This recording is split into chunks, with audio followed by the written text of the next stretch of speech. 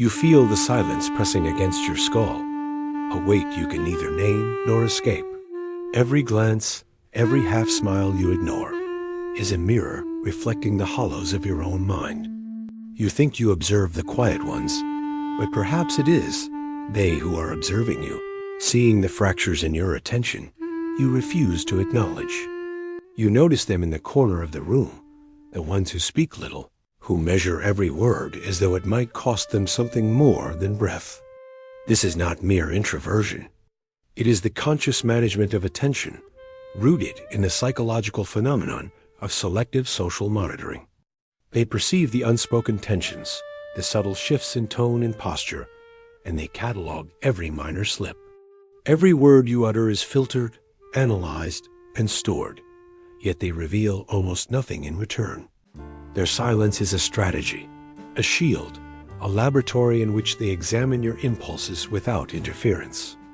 You may think you are merely present among them, but in reality, you are performing. Your behaviors amplified under the gaze of someone who knows the power of observation without disclosure. How can you ever be certain they are silent because they choose to be, or because they have already cataloged every weakness you cannot hide? Silence is not emptiness.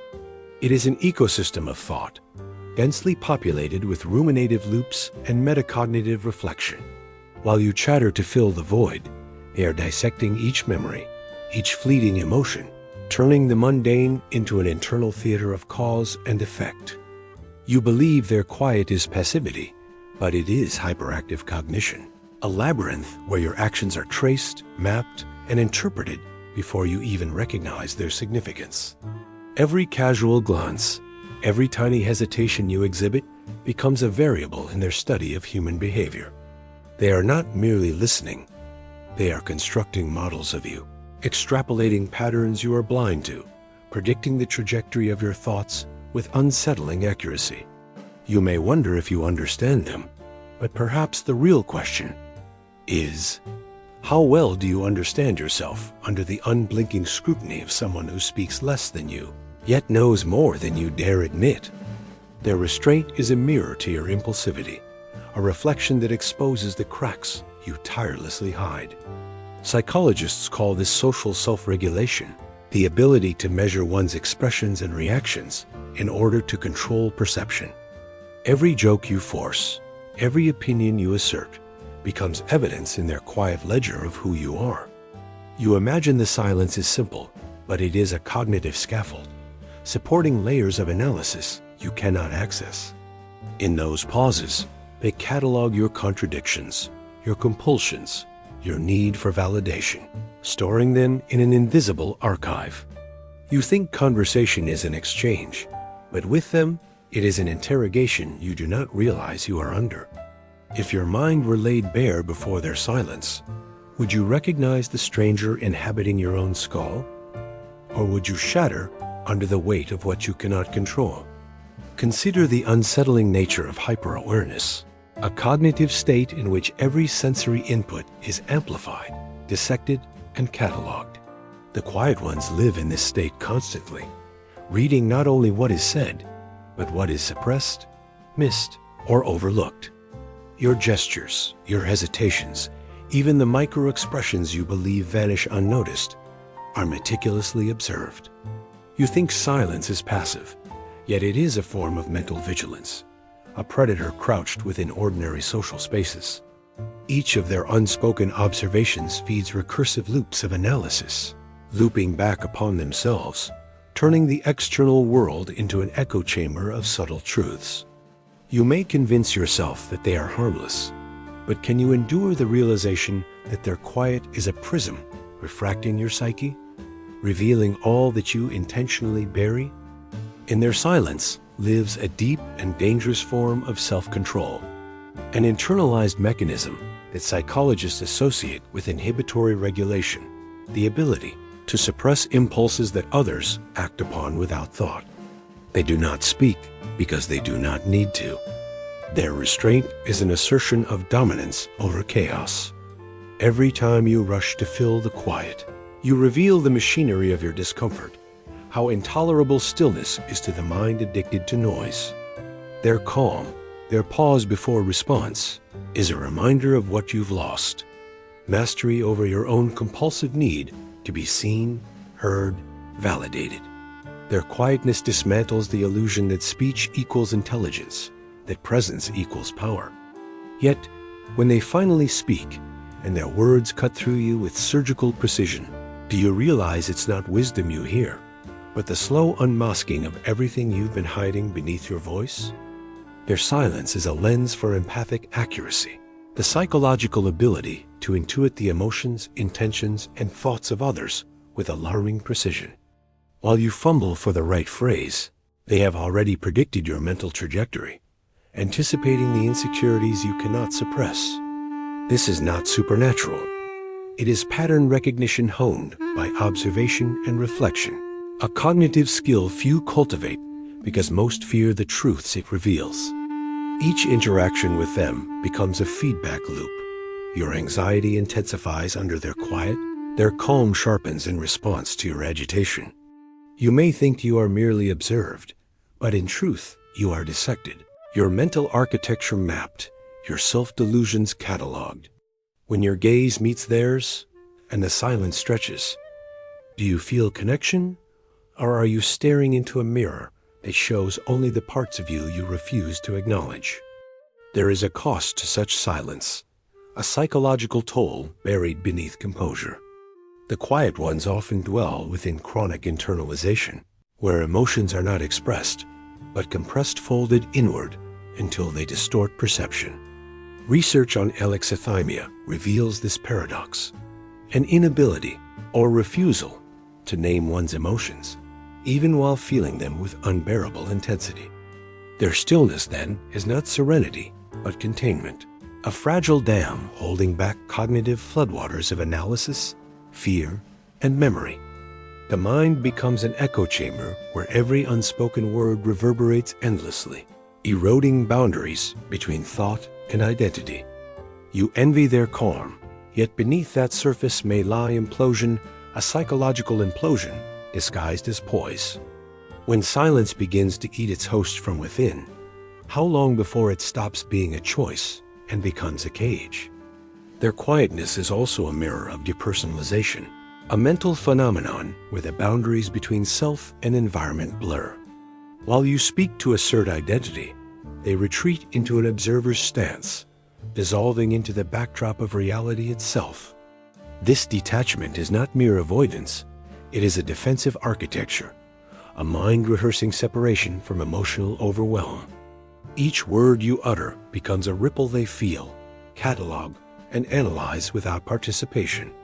They inhabit their own cognition as both witness and subject, a recursive loop of self-scrutiny that can feel alien even to them. You may imagine their silence is ignorance, but in truth, it is knowledge without exposure, perception without vulnerability. If they can exist within themselves so completely, unshaken by the chaos you project, what does that say about the fragility of the identity you clutch so desperately? Silence is also a tool for cognitive control, the regulation of attention, emotion, and memory, allowing the quiet ones to shape not just how they are seen, but how they see. Studies in executive function suggest that those who restrain speech often develop heightened planning and foresight, turning observation into an instrument of psychological leverage. Every gesture you make is logged, every emotional display cataloged, every hesitation a clue. You may think conversation grants connection, but with them, it becomes an exposure, a performance under relentless scrutiny. Their restraint transforms social interactions into laboratories, their minds dissecting each scenario, extrapolating patterns you cannot escape. When you attempt to read them, to guess their intentions, can you accept that they may already have read you, rewritten your mental script, and left you following a story they authored in silence?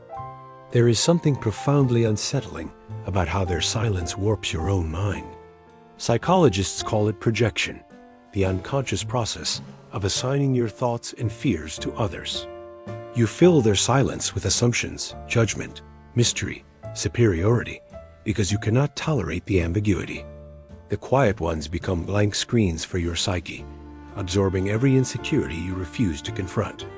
In their presence, your inner monologue grows louder, more frantic, as though you're arguing with a reflection that refuses to answer back.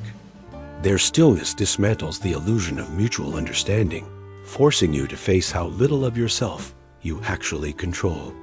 What if their silence isn't judgment at all, but a mirror showing that the noise you fear isn't around you, but within you?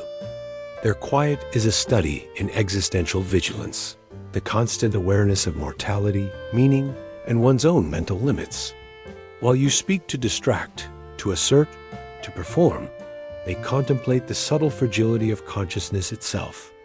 Neuroscience shows that humans who engage in prolonged introspection activate areas linked to self-referential thought, deep memory, and emotional regulation, creating a mental echo chamber where every choice and impulse is scrutinized. In their silence, time dilates. Moments stretch and warp, and your attempts at casual interaction become invasive in ways you cannot recognize. You may think silence is passivity, but it is the active shaping of perception, both theirs and yours. When their gaze lingers on you without uttering a word, do you feel observed, or have you begun observing yourself through a lens you cannot escape? The quiet ones often practice emotional detachment, a skill psychologists link to effective forecasting errors, the inability or refusal to project emotions onto future events in predictable ways.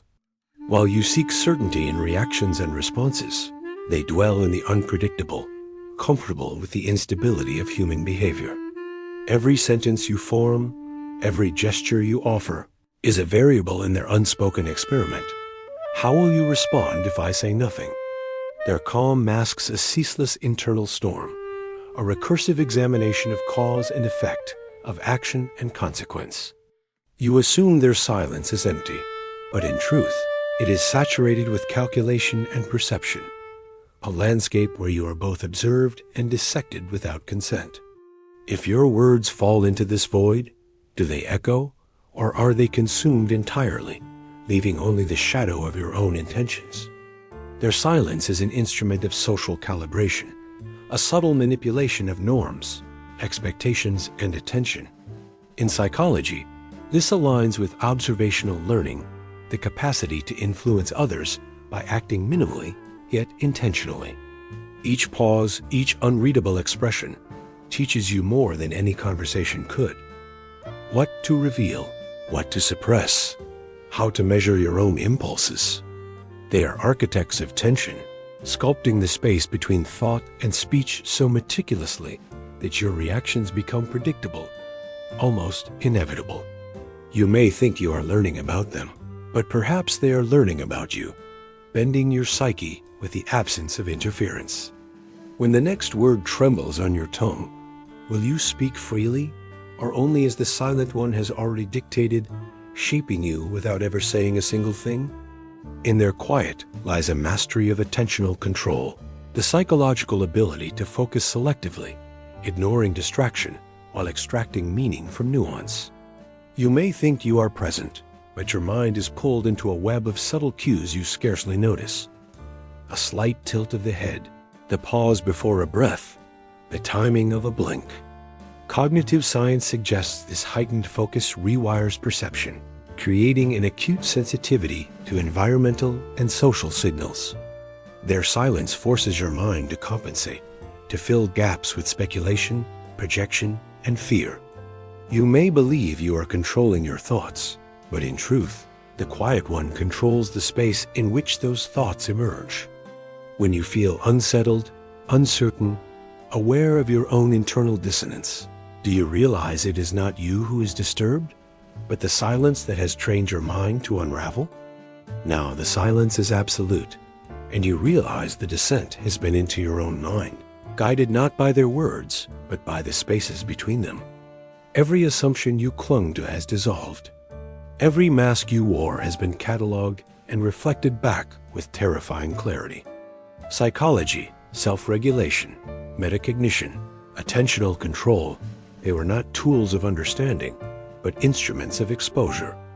You wanted to know them, but in truth, you were always being known, mapped, and deconstructed by a presence that demanded nothing yet revealed everything. As you sit with your thoughts, the noise you create only emphasizes the quiet that cannot be filled. How long before you accept that the loudest truth is not spoken, and the one who says nothing sees all you refuse to see in yourself?